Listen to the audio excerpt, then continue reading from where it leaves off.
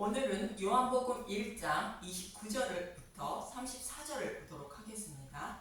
세상 죄를 지고 가는 하나님의 어린 양이신 예수님. 세례 요한은 예수님이 약속하신 메시아임을 증거하고 있는데, 복음을 모르는 자들에게 복음의 빛을 비추어 하나님 나라로 인도하는 빛이신 예수님이 오셨다고 증거하고 있고, 또 유대인들이 하나님을 섬기고 있는 방법인 율법의 행위로 구원을 받는 것이 아니라 오직 은혜로 구원해 주시기 위하여 오신 우리의 아버지임을 외치고 있고, 구약의 레위인과 제사장은 백성의 죄를 사함받게 하여 생명을 얻게 하는 임무를 가진 것처럼, 예수님은 우리의 대제사장으로 자신의 백성을 어깨에 무덤을 태우고 품에 안으시고 하나님 나라로 안전하게 인도해 주시기 위하여 오셨다고 전하고 있습니다. 이 말씀에 이어서 오늘 본문에서는 우리의 대제사장이신 예수님이 세상 죄를 지고 가는 하나님의 어린 양으로 오셨다고 말합니다. 본문 29절을 보도록 하겠습니다. 요한복음 1장 29절. 하나님의 어린 양을 보라. 이튿날 요한이 예수께서 자기에게 나아오심을 보고 이르되, 보라, 세상 죄를 지고 가는 하나님의 어린 양이로다. 세상 죄를 지고 가는 하나님의 어린 양이라는 말씀은 예수님이 이 땅에 오셔야만 하는 이유를 말합니다. 죄의 싹은 사망이라고 로마서 6장 23절은 말합니다. 로마서 6장 23절. 죄의 싹은 사망이요 하나님의 은사는 그리스도 예수 우리 주 안에 있는 영생이니라. 여기서 사망은 육신의 죽음을 말하는 것이 아니라 육신이 죽은 후에 사망인 둘째 사망을 말합니다. 히브리서 9장 27절. 한 번 죽는 것은 사람에게 정해진 것이요 그 후에는 심판이 있으리니. 육신이 죽고 심판이 있다는 것이며, 심판 후에는 둘째 사망에 이르게 된다는 것입니다. 계시록 20장 14절. 사망과 음부도 불못에 던져지니 이것은 둘째 사망 곧 불못이라. 죄를 사함받지 못한 사람들은 육신이 죽으면 지옥불에 들어가는 둘째 사망에 이르게 된다는 것입니다. 이 불못인 지옥불에는 죽지도 못하고 나오지도 못하며 그 고통을 받으며 영원히 살아야 한다는 것입니다. 이것이 죄의 싹슨 사망이라는 말씀이며, 이 땅에 살아가는 모든 사람들이 알든 모르든 이 불못을 향하여 가고 있다는 것입니다. 이처럼 죄를 범하면 반드시 지옥불에 들어가 고통을 받는다고 하나님은 인류의 조상 아담에게 창세기 2장 17절에 말씀하셨습니다. 창세기 2장 17절. 선악을 알게 하는 나무의 열매는 먹지 말라. 네가 먹는 날에는 반드시 죽으리라 하시니라. 반드시 죽는다는 것은 육신이 죽고 영원히 꺼지지 않는 지옥불의 고통을 받게 된다는 말씀입니다. 그런데 아담은 뱀의 유혹에 넘어가 선악과를 먹는 죄를 범함으로 모든 인류가 지옥불에 들어가 사망에 이르게 되었다고 로마서 5장 12절은 말합니다. 로마서 5장 12절. 아담과 그리스도 그러므로 한 사람으로 말미암아 죄가 세상에 들어오고 죄로 말미암아 사망이 들어왔나니, 이와 같이 모든 사람이 죄를 지었으므로 사망이 모든 사람에게 이르렀느니라. 자신이 알든 모르든 자신이 아무리 착하고 선하게 살았다고 해도 아담의 후손들 모두가 사망에 이르렀다는 것으로 지옥불의 고통을 받게 되었다는 것입니다. 그러나 하나님은 이러한 처지에 놓인 자들을 사랑하사 지옥불의 고통에 건지신다고 창세기 3장 15절에서 아담과 하와에게 약속하셨습니다.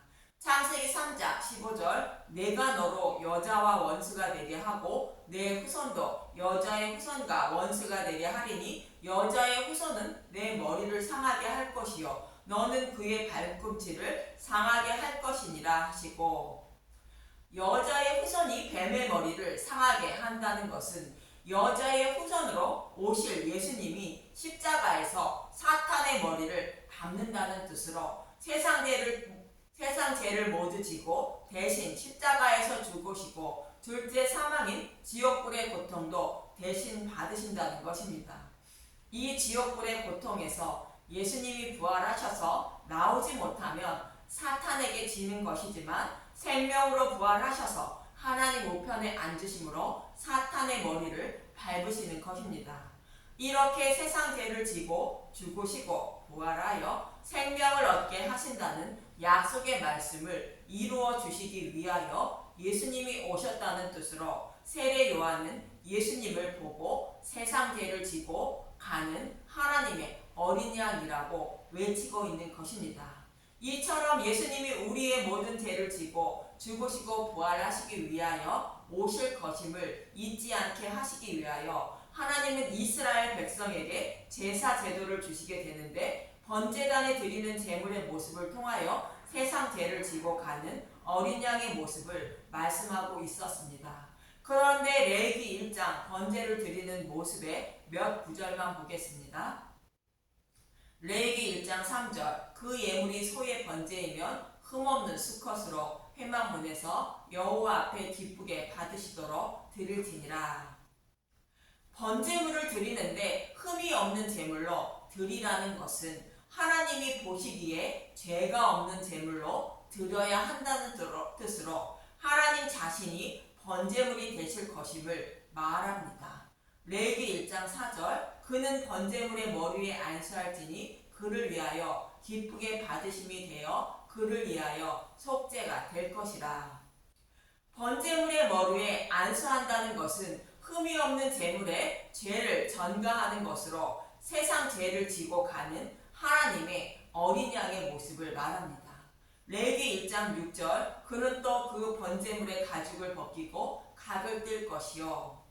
가죽을 벗긴다는 것은 하나님의 거룩한 옷으로 죄인들의 더러움을 가려주시기 위하여 예수님이 십자가에서 자신의 옷을 벗어주실 것을 말하며 각을 뜬다는 것은 육신의 완전한 죽음을 말하는 것으로 육신의 몸을 입고 오신 예수님이 십자가에서 육신이 죽으실 것을 말합니다.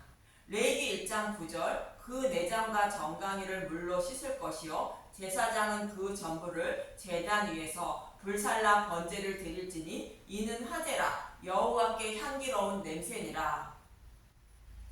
그 전부를 번제단에서 불살라 드리라는 것은 세상 죄를 지고 죽으신 예수님이 영원히 꺼지지 않는 지옥불의 고통을 곧 둘째 사망을 우리를 대신하여 받으시는 모습을 말합니다.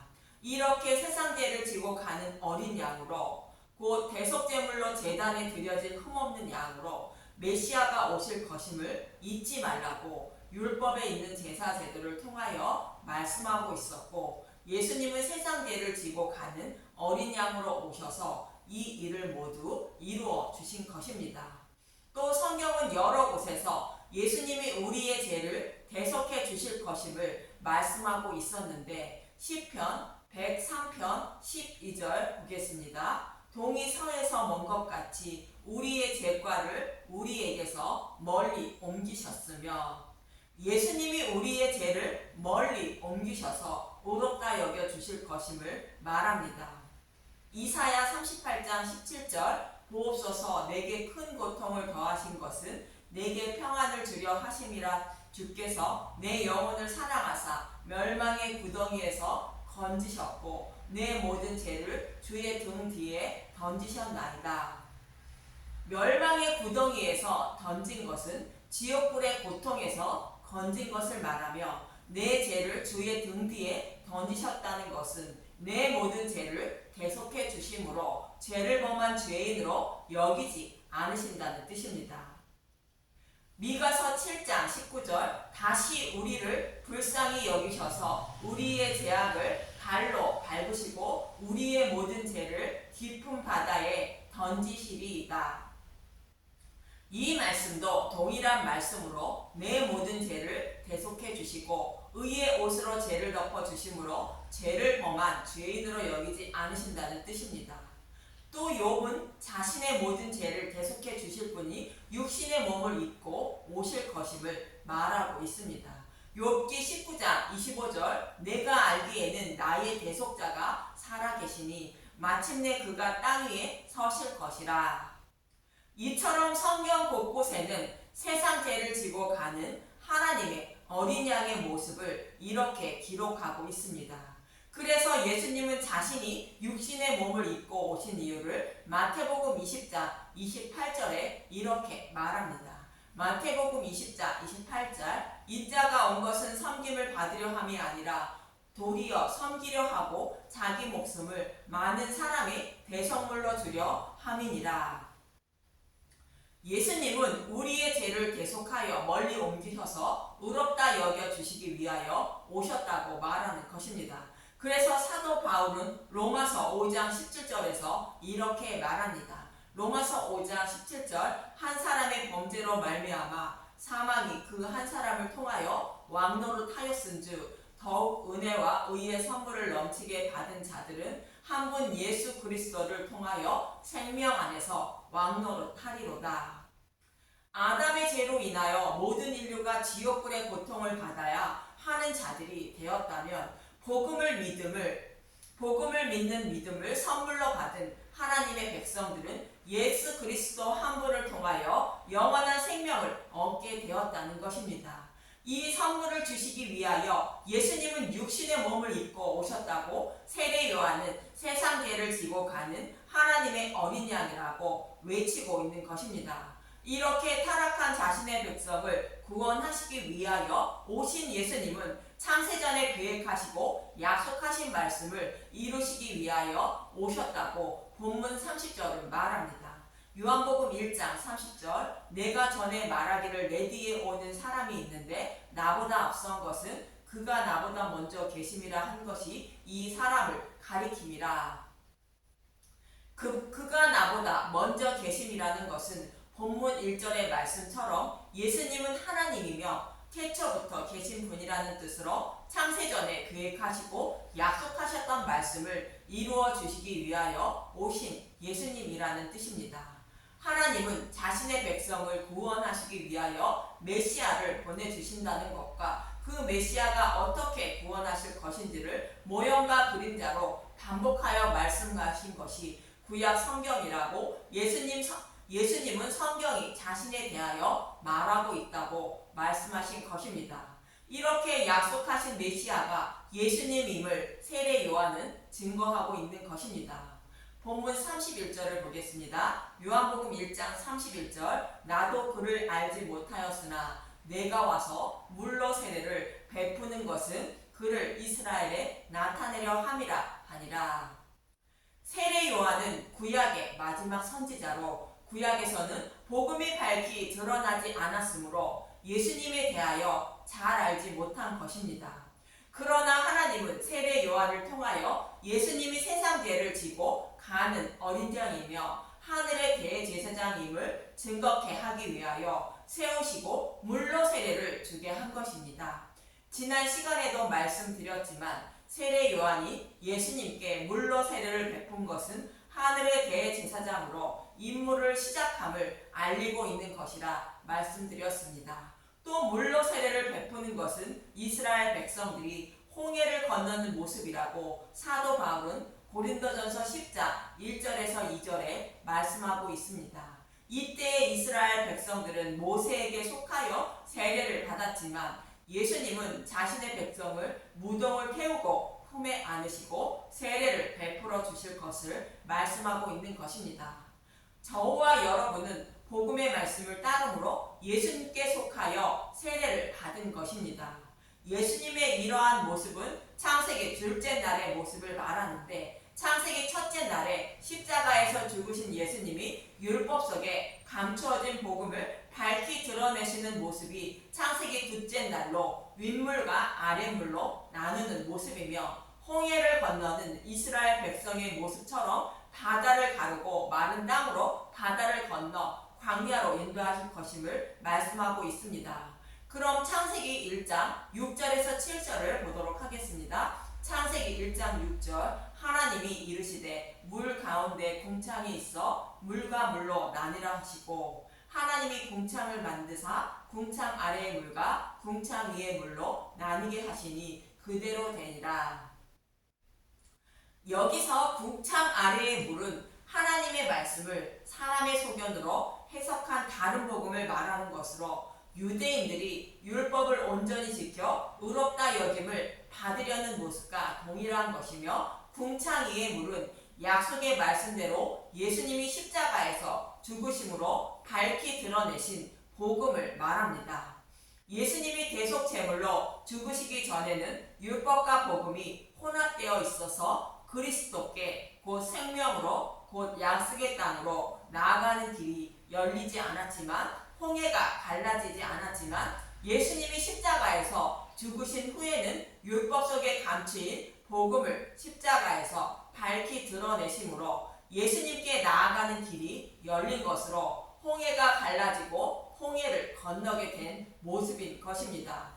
예수님이 이렇게 율법 속에 감추어진 복음을 밝히 드러내심으로 복음의 말씀을 통하여 예수님께 나아가는 길이 열린 것으로 이스라엘 백성들이 홍해를 마른 땅으로 건너는 모습과 같은 의미입니다. 그래서 물로 세례를 베푸는 것은 창세기 둘째 날을 말하는 것이며 저와 여러분은 예수님의 품에 안겨 곧 속하여 물로 세례를 받는 모습인 것입니다. 세례 요한도 이 사실을 알지 못했지만 예수님이 우리의 구원자임을 알리고 있는 것입니다. 본문 32절에서 34절을 보겠습니다. 요한복음 1장 32절 요한이 또 증언하여 이르되 내가 보매 성령이 비둘기같이 하늘로부터 내려와서 그 위에 머물렀더라. 나도 그를 알지 못하였으나 나를 보내어 물로 세례를 베풀라 하신 그이가 나에게 말씀하시되 성령이 내려서 누구 위에든지 머무는 것을 보거든 그가 곧 성령으로 세례를 베푸는 이인 줄 알라 하셨기에 내가 보고 그가 하나님의 아들이심을 증언하였노라 하니라. 세례 요한이 물로 세례를 베풀 때 성령이 예수님께 내려오셨다는 것이며 예수님이 성령으로 세례를 베풀어 주신 분임을 알게 하셨다는 것입니다. 성령으로 세례를 베푸는 이라는 것은 성령님이 세례를 베풀어 주지 않으면 아무도 복음을 깨달아 믿음에 이르지 못하여 죄를 사함받아 구원받을 수 없다는 뜻입니다. 그래서 예수님은 마태복음 16장 16절에서 17절에 이렇게 말씀하십니다. 마태복음 16장 16절 시몬 베드로가 대답하여 이르되 주는 그리스도요 살아계신 하나님의 아들이시니이다. 예수께서 대답하여 이르시되 바요나 시몬아 내가 복이 있도다. 이를 내게 알게 한 이는 혈육이 아니요 하늘에 계신 내 아버지시니라. 베드로에게 예수님이 하나님의 아들임을 알게 한 것은 하나님이라는 것으로 베드로가 복이 있다고 말씀하고 있는 것입니다. 또 사도 바울은 고린도전서 12장 3절에 이렇게 말합니다. 고린도전서 12장 3절 그러므로 내가 너희에게 알리노니 하나님의 영으로 말하는 자는 누구든지 예수를 저주할 자라 하지 아니하고 또 성령으로 아니하고는 누구든지 예수를 주시라 할 수 없느니라. 성령님이 예수님에 대하여 알고 깨닫게 해주셔야 예수님을 주라 입으로 시인할 수 있다는 것입니다. 이런 일을 이루어 주시기 위해 오신 분이 성령님이라는 것으로 복음의 말씀을 듣고 볼 수 있는 귀와 눈을 열어주시고 마음으로 깨닫게 하여 마음에 이르게 하시기 위하여 성령님이 오셨다는 것입니다. 그래서 진리로 인도해 주시는 분이 성령님이라는 뜻으로 진리의 영이라 요한복음 14장 17절은 말하고 있습니다. 요한복음 14장 17절 그는 진리의 영이라 세상은 능히 그를 받지 못하나니 이는 그를 보지도 못하고 알지도 못함이라. 그러나 너희는 그를 아나니 그는 너희와 함께 거하시며 또 너희 속에 계시었음이라.